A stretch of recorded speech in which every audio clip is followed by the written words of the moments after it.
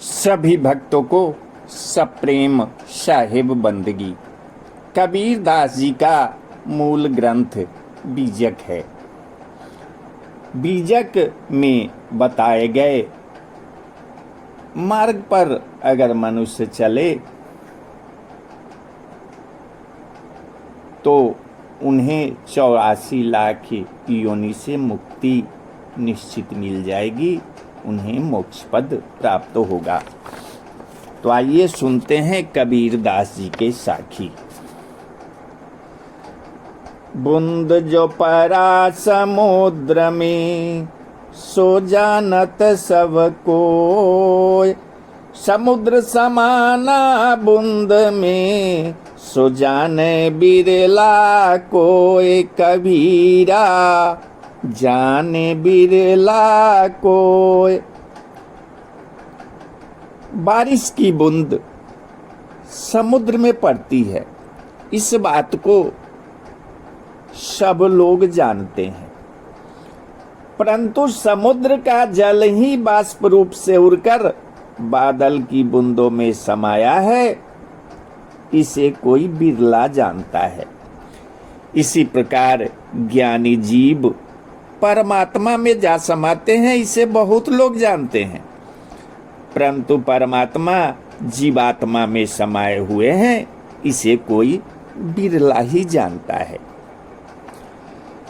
जहर जिमी दैरो पिया अमी सिंचय 100 बार, कबीर खलक नाही तजय जामे जौन विचार, कबीरा जामे जौन विचार।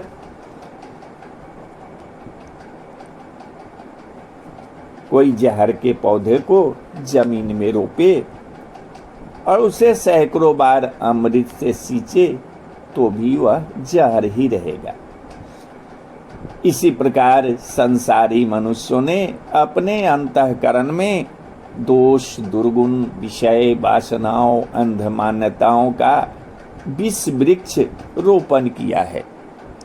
सदगुरु कबीर साहब कहते हैं कि ऐसों को कितना ही अमृतमय उपदेश दिया जाए, परंतु जिसमें जो विचार धंस गया है उसे लोग नहीं त्यागना चाहते। कहने का तात्पर्य है कि अंतःकरण से जब तक दोष, दुर्गुण, अंध मान्यता आदि विष वृक्षों का मूलोच्छेदन नहीं किया जाता तब तक वह व्यक्ति दुखी, खिन्न, अज्ञानी, जन्म मृत्यु के फंदे में पड़ा रहेगा। चाहे वह कितना भी धर्म, कर्म, साधन, अभ्यास कर ले या सत्संग में जाकर सद्गुरुओं के अमृतमय उपदेश की झड़ी में भीगता रहे।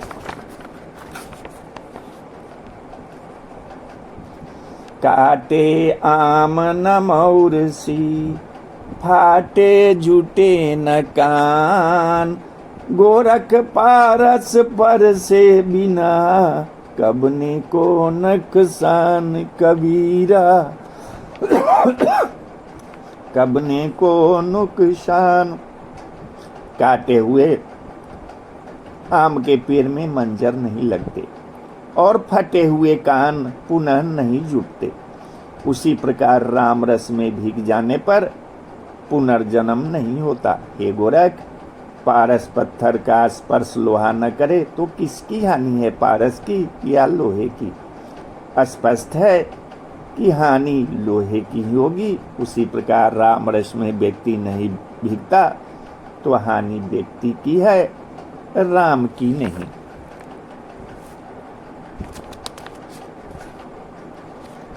धौ की डाही ला करी ओ भी करे पुकार, अब जो जाए लोहार घर डाहे दूजी बार, कबीरा डाहे दूजी बार। दावाग्नि में जलकर कोयला हुई लकड़ी कातर होकर पुकार करती है कि अब यदि लोहार के घर जाना पड़ा तो वह मुझे पुनः जलाएगा। इसका यही माने है कि अंधमानता, दोष, दुर्गुणों, अज्ञान, अहंकार के फेरे में पड़कर दुख पाया विचारवान जीव सद्गुरु प्रभु को पुकार कर कहता है कि हे प्रभु, अब इस वृक्षों से बचा लो, नहीं तो काल मुझे पुनः आवागमन में तपाएगा। कोठी तो है काठ की, ढिग ढिग दिन ही आग, पंडित जरी झोली भये, सांकट उबरे भागी कबीरा, सांकट उबरे भागी। यह शरीर क्या है? यह शरीर काठ के मकान तुल्य है, जिसके रोम रोम में मन माया ने विषयासक्ति की आग लगा दी है। पंडित विद्वान भी इसी आग में जलकर राख हो गए। कोई निर्भिमानी विचारवान ही भागकर इस अग्नि से बच पाता है। सावन केरा से हरा, बूंद परी आसमान, सारी दुनिया वैष्णो भाई, गुरु नहीं लागा कान कबीरा, गुरु नहीं लागा कान। सावन के महीने में जैसे वर्षा की महीन बूंदे की झड़ी लग जाती है और आकाश से मेघमालाओं द्वारा अग्नित महीन जल बूंदे गिरती है, परंतु उन झिरझिरी जल बूंदों से धरती नहीं भीगती, वैसे ही गुरुओं की भरमार हो गई, जिनके उपदेशों के झरी से संसार के सभी लोग वैष्णव धर्मानुयायी हो गए हैं, परंतु सच्चे सद्गुरु का उपदेश इनके कानों को नहीं मिलता। फलतः संसार के लोग धर्मानुयायी होते हुए भी अधर्मी बने रहे। संसार के लगभग 90% लोग किसी न किसी धर्म संप्रदाय से जरूर जुड़े हुए हैं। उनके आचार विचार, आहार विहार और नास्तिक धर्महीन माने जाने वालों के आचार विचार में कोई विशेष अंतर नहीं दिखता। यदि वे सच में धर्मात्मा बन गए होते तो धरती स्वर्ग होती और मानव देवता होता। रोज नवीन धर्म संप्रदायों की बाढ़ बढ़ती जाती है, परंतु विभिन्न धर्म संप्रदायों का अनुयायी होता हुआ भी मनुष्य क्रूर, अधर्मी, हिंसक, संवेदन शून्य, सद्गुणों से रहित, दुर्गुणों से परिपूरित है। तभी तो धरती रोज रोज नरक बनती जा रही है और यहाँ के मानव उन्मत्त, हृदयहीन, नरपिशाच। इन धर्म संप्रदायों की बाट से मानवता को क्या लाभ? सहृदयों का हृदय संसार की स्थिति देखकर वेदना से फटा जाता है। ऐ विभ्रमित मानव, तू धर्म के रहस्यों को समझ। किसी धर्म संप्रदाय से जुड़ना धर्म नहीं है, प्रत्युत सच्चाई, अच्छाई और समस्त शुभत्व के आधार पर परमात्म सत्ता से जुड़ना धर्म है। इन्हीं सदाशयों की पूर्ति के लिए धर्म पंथों से जुड़ा जाता है। इन सदाशयों की पूर्ति के बिना धर्म पंथों से जुड़ना भी व्यर्थ है, जैसे सावन की झिस्सी वर्षा व्यर्थ है। ढिग बुरा उतरा नहीं, यही अंदेशा मोह, सलिल मोह की धार में, का निद्रियाई तो ही कबीरा, निद्रियाई तो ही।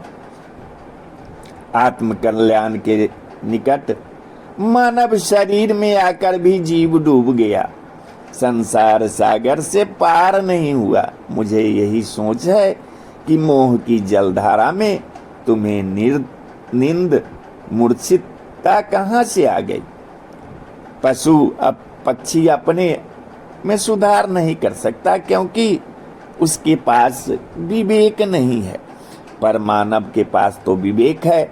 वो अपना सुधार कर महान बन सकता है। हाँ, दुख है कि ऐसे मानव शरीर को पाकर भी जीव पशु का पशु ही बना हुआ है और विकट मोह की धारा में मूर्छित है, अपने उबार के लिए कोशिश भी नहीं करता। साखी कहे गहे नहीं, चाल चली नहीं जाए, सलिल धार नदिया बहे, पाँव कहाँ ठहराए कबीरा, पाँव कहाँ ठहराए। लोग साक्षी आत्मा की बात कहते हैं या साखी शब्द चौपाई श्लोक को गाते हैं, परंतु उसके रास्ते पर नहीं चलते, उस पर आचरण नहीं करते, सिर्फ सुन लेते हैं, सुना देते हैं। बस जब तक लोगों के अंदर मोह माया रूपी जलधारा की नदी बहती है, फिर कमजोर लोगों का विचार रूपी पांव रहनी अध्यात्म में भला कहाँ ठहरेगा। कहनता तो बहुते मिला, गहनता मिला न कोय, सो कहनता वही जान दे, जो न गहनता होए कबीरा, जो न गहनता होए।